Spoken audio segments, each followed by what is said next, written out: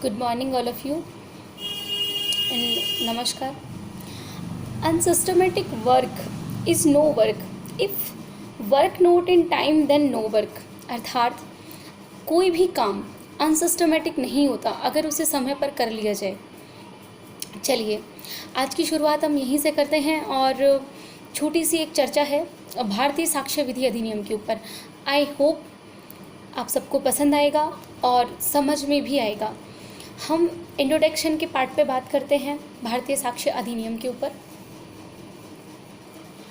आपका जो Indian evidence act है वो एक सूत्र पर आधारित है, नचेत संदेह है दंड कुर्यात, अर्थात जब तक संदेह हो दंड नहीं दिया जाना चाहिए। इसका मतलब क्या हुआ कि संदेह का लाभ हमेशा अक्यूज को मिलना चाहिए, बेनिफिट ऑफ डाउट। ठीक है, उसके बाद हम बात कर रहे हैं कि आपका जो भारतीय साक्ष्य अधिनियम है अर्थात इंडियन एविडेंस एक्ट, इसकी ज़रूरत क्यों पड़ी। ये तो CRPC, IPC इन सब से पहले से ही आया हुआ है। जैसे IPC के बाद में इंडियन एविडेंस एक्ट, उसके बाद में आपकी CRPC। तो इसमें इतना सा बात कही गई क्या कि जब IPC के अंतर्गत आपका ऑफेंस होता है, ठीक है, उसकी प्रोसीडिंग आपकी CRPC कर देती है, लेकिन वहाँ पर भी एक छोटी सी मिस्टेक हो जाती है। जैसे मिस्टेक नहीं बोल सकते उसको, छोटा सा एक क्यूरी है कि IPC ने दंड बता दिया, दंड को दंडित कैसे किया जाएगा ये आपकी CRPC ने बता दिया। अब एविडेंस क्या बताता है, तो एविडेंस के अंदर CRPC के आधार पर जितनी भी यानी फैक्ट कौन से दिए जाएंगे, ठीक है, उसके साथ के अंदर जो आपके दस्तावेज हैं वो कौन से पेश किए जाएंगे, साक्षी कौन से हो सकते हैं, मतलब रेलेवेंसी और इनरेलेवेंसी के साथ में सबूत कौन से ग्राह्य होंगे, कौन से अग्राह्य होंगे, यानी कौन सी एडमिशेबल होगा और कौन सा नॉन एडमिशेबल होगा। ठीक है सर। अर्थात आपका जो एविडेंस एक्ट है उसका मौखिक उद्देश्य क्या हो गया, मुख्य जो उद्देश्य उसका साक्ष्य विधि की सुसंगति अर्थात relevancy of the law of evidence. ठीक है सर, यानी न्याय प्रदान करने की प्रक्रिया न्यायालय को न केवल मामले के तथ्यों को देखना होता है बल्कि पक्षकारों द्वारा किए गए प्रख्यान और प्रख्यातन की सत्यवादिता को भी निश्चित करना पड़ता है। इसका मतलब क्या हो गया कि in the process of delivering judgment, ठीक है, यानी जो भी उसको देखा जाएगा उसकी ट्रूथनेस को देखा जाएगा कि वो सही है या गलत है, उनके बारे में आप जो आपकी विधि है भारतीय साक्ष्य अधिनियम की वो बात कर रही है। उसके बाद जैसे कि विधि आप सभी को पता है कि दो प्रकार से होती है, एक आपका सब्सेंटिव लॉ होता है, दूसरा आपका एडजेक्टिव एंड प्रोसीजर लॉ होता है, यानी कि सारभूत विधि आपकी और प्रक्रियात्मक विधि। सारभूत विधि की अगर आप बात करेंगे तो सारभूत विधि आपकी यानी सब्सेंटिव लॉ आपका आपके राइट्स एंड ड्यूटीज़ के बारे में बात करता है, और जो आपके राइट और ड्यूटीज़ हैं उनको जो लागू करवाने की बात कर रहा है वो आपकी प्रोसीजर लॉ करती है। चलिए सर, अब यहाँ पर बात करें तो आपकी जो इंडियन एविडेंस एक्ट है वो प्रक्रियात्मक विधि है, तो इसी वजह से वो क्या करती है, भूतलक्षी प्रभाव रखती है। अब भूतलक्षी प्रभाव रखती है ये बात तो हमें पता चल गया, ठीक है। तो इसका जो प्रारूप है भारतीय साक्ष्य अधिनियम का वो सर जेम्स स्टेफन ने रखा था। सर्वप्रथम ये प्रारूप रखा गया 1868 के अंदर, जिसको विदाउट संशोधन के आधार पर इसको असफल माना गया, ये रेलेवेंट नहीं हुआ। उसके बाद 2 साल का जो स्टेफन ने गैप लिया, उसके बाद वापस से उसने प्रारूप प्रस्ताव किया जो 21 मार्च 1872 को राष्ट्रपति की सहमति हुई। उसके बाद में इसको 1 सितंबर 1872 के अंदर लागू कर दिया गया। चलिए सर, भारतीय साक्ष्य अधिनियम के जो मुख्य सिद्धांत हैं वो 3 बात करते हैं। कैसा कि evidence must be confined to the matters in issue, अर्थात साक्ष्य विधि का जो विवादक विषय है विवादक विषय तक सीमित होनी चाहिए आपकी साक्ष्य विधि।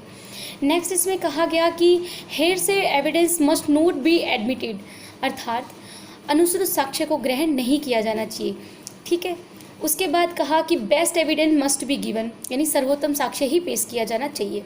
ये बात आपकी इंडियन एविडेंस के जो स्वर्णिम उनमें बताई गई। उसके साथ साथ में यहाँ पे फैक्ट यानी तथ्यों के बारे में बताया गया कि कौन से तथ्य आपके फैक्ट इन इशू होंगे और कौन से तथ्य आपके रेलेवेंट फैक्ट होंगे। तो छोटा सा विवरण हम यहाँ पर जान लेते हैं कि कौन से तथ्य आपके फैक्ट इन इशू होंगे और कौन से तथ्य आपके रेलेवेंट फैक्ट इन इशू होंगे।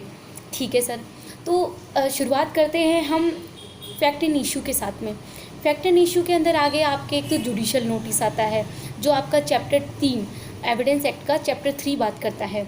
उसके बाद में आपके मौखिक साक्ष्य हो गए कि मौखिक साक्ष्य के द्वारा यानी ओरल एविडेंस के द्वारा आप किसी चीज़ को कैसे प्रूव कर सकते हैं, जो आपका चैप्टर 4 परिभाषित कर रहा है। उसके साथ में नीचे चलेंगे आप तो दस्तावेजी साक्ष्य कैसे साबित किए जाते हैं उनके बारे में, यानी डॉक्यूमेंट्री अगर एविडेंस है तो उनको कैसे प्रूव किया जाता है उनके बारे में बात कर रहा है, जो आपका चैप्टर 5 बात करता है। अब इसके अंदर भी इसको भी हमने 2-3 पार्टों में डिवाइड किया गया, जैसे कि दस्तावेजी साक्ष्य में कौन से आ गई आपकी प्राइमरी और द्वितीय साक्ष्य आ गए, यानी प्राइमरी और सेकेंडरी एविडेंस आ गए जो आपके 61 से लेकर 65 में दिए गए हैं। उसके साथ में आपका प्रमाणित और अप्रमाणित आ गया, यानी कन्फर्मेंट और अनकन्फर्मेंट। ठीक है, जो आपका 67 से लेकर 73 के अंदर है। ठीक है, और आपका लोक दस्तावेज और आपके प्राइवेट दस्तावेज आ गए जो आपके 74 से लेके 78 में है। नेक्स्ट इसमें बताया कि कभी कभी कुछ डॉक्यूमेंट्स होते हैं जिनके असली होने के बारे में प्रजम्पशन की जाती है, तो वो आपके 70 से लेके 90 में दिए गए हैं। उसके बाद मौखिक साक्ष्य यानी कोई ओरल एविडेंस है उनका अपवर्जन कैसे होता है वो आपका दिया गया है 90 से लेके 100 तक। चलिए सर, हमने जान लिया क्या कि फैक्ट एंड इशू कौन कौन से रेलेवेंसी बात कर रही है फैक्ट के बारे में। उसके साथ में हम आते हैं हम क्या रेलेवेंसी के फैक्ट के बारे में, जो रिलेवेंट फैक्ट होंगे उनके बारे में, क्योंकि आपका जो एविडेंस का सेक्शन 5 है ये कहता है कि अगर किसी भी तथ्य का साक्ष्य दिया जाता है तो या तो वो विवादक होना चाहिए या फिर सुसंगत होना चाहिए, अर्थात या तो वो फैक्ट एंड इशू होना चाहिए या फिर क्या होना चाहिए, रेलेवेंट फैक्ट होना चाहिए। चलिए सर, हमने ये बात कर ली। अब रेलेवेंट फैक्ट कौन कौन से होंगे उनके बारे में एक छोटी सी चर्चा कर लेते हैं कि एक तो क्या होता है कि जो आपके फैक्ट एंड इशू से रिगार्डिंग जितने भी फैक्ट होंगे वो आपके रेलेवेंट फैक्ट होंगे, जो आपका एविडेंस में कहाँ दिया हुआ है, सेक्शन 5 से लेके 16 तक दिया गया है। उसके साथ में आपकी एडमिशन और कन्फेशन हो गई जो आपकी 17 से लेके 31 में है। उसके साथ में उन व्यक्तियों के बारे में बताया गया है जिनको न्यायालय के समक्ष नहीं बुलाया जा सकता, जो आपका 32 और 33 बात कर रहा है। फिर उसके साथ में अगर कोई पर्टिकुलर कोई विशेष परिस्थिति है उनके अंदर कोई कथन है तो आपके 34 से लेके 39 के अंदर दिया गया है। फिर अगर कोई अन्य मामले हैं जिनके जजमेंट के आधार पर अगर बात कर रहे हैं आप तो 40 से लेके 44 में है। अगर किसी की राय है, ठीक है, उसके बारे में बात कर रहा है तो 45 से लेके 51 में है। किसी का चरित्र यानी किसी का कैरेक्टर है तो उसके बारे में बात कर रहा है 52 से लेके 55 में। ये आपके fact and issue and relevant fact के बारे में हमने एक छोटा सा जो डायग्राम था उसके आधार पर हमने जान लिया।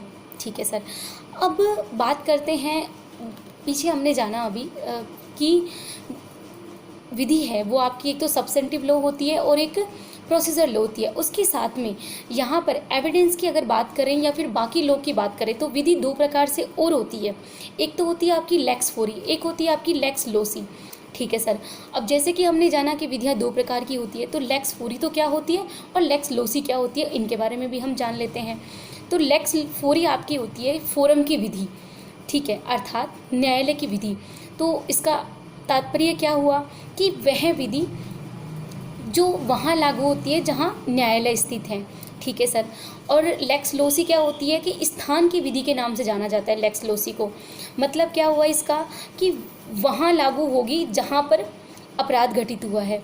चलिए, जैसे आईपीसी आपका लेक्स लोसी विधि है और एविडेंस आपका लेक्स फोरी विधि है, यानी न्यायालय में जहाँ स्थित होती है वहाँ की विधि होती है।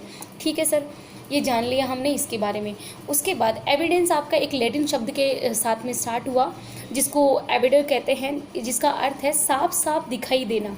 ठीक है, कोई भी फैक्ट होते हैं जिनके बारे में बताया गया कि वो साफ साफ दिखाई देते हैं, उनके बारे में बात कर रहा है आपका एविडेंस एक्ट।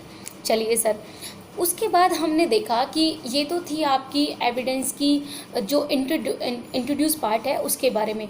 अब हम एक बार के लिए एविडेंस एक्ट को पूरे को पार्टों में डिवाइड करते हैं। ठीक है सर, उसके बाद हम या तो आज या फिर नेक्स्ट सेशन जब हम करेंगे तो उसके साथ हम आगे आगे की स्टडी करेंगे। चलिए सर, एविडेंस के बारे में। तो हमने क्या किया सबसे पहले कि एविडेंस एक्ट को 3 भागों में डिवाइड किया, यानी 3 पार्ट बनाए एविडेंस एक्ट के। पहला पार्ट बनाया हमने तथ्यों की सुसंगता, ठीक है, यानी रेलेवेंस फैक्ट, ठीक है। उसके बाद में हम बर्डन ऑफ प्रूफ के बारे में, जो बर्डन है सबूत के विषय के बारे में बात की हमने।